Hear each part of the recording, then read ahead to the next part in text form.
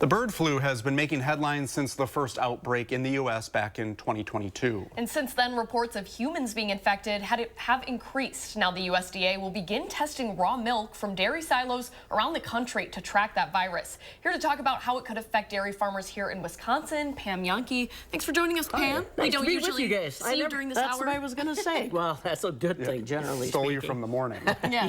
Yes. Yeah. So what do people have to watch out for? You know, honestly, in Wisconsin, the good news is we don't have to worry about anything. Right now, Wisconsin is one of the only states that has never had any problems with H5N1, the avian influenza in dairy cattle, but that's not the case across the United States. California, for example, right now is continuing to battle really high levels of infection. You'll see the map there. It's not a real impressive map because California is the only one currently doing battle, but it is important to think about that. So what USDA is going to be doing is in 6 states, they are going to begin initial testing, sampling raw milk, and then trying to run those samples. Now, we know that the virus is killed through pasteurization. So milk is safe. That's the other thing I want to leave people with. Milk is safe. Everything's fine that way. The reason they're doing this, I just got off the phone with Dr. Darlene Conkler, our state veterinarian, and I said, listen, I don't want to lead the audience astray. What's going on? They really just want to learn more about this virus. I think we all can recognize that during the pandemic, things were changing quickly and science was trying to catch up with what the virus was able to do. That's what we're doing right now, is trying to go back into that pasteurized product and see the remainder RNA and find out what's going on there, if anything. Is it changing? How is it changing?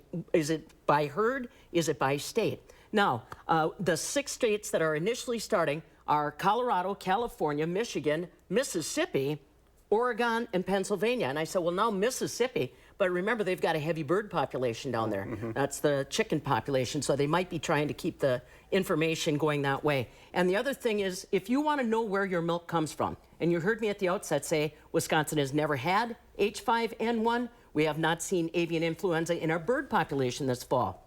We are solid. Plus, we have additional testing that Wisconsin's Department of Agriculture has had in place for months, where any milk cow, which is where we're targeting our interest, travels to even a county fair or out of state, they have to be tested negative before they're allowed to move. So we are super, America's Dairyland, we want to be safe. If you want to find out where your milk comes from, we have a code on the side of your milk.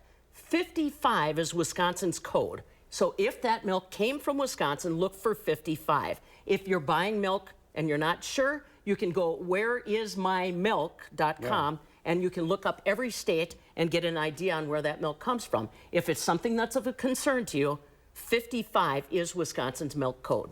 That's very interesting. You said whereismymilk.com? Whereismymilk.com. Yeah. Whereismymilkfrom.com. You'll get there and you'll see exactly what I'm talking about. Then you just cross-reference it with what you find on the package. Very good. Thanks for being on with us. Yeah, breaking pleasure. That down. Nice to meet you guys physically. Yeah.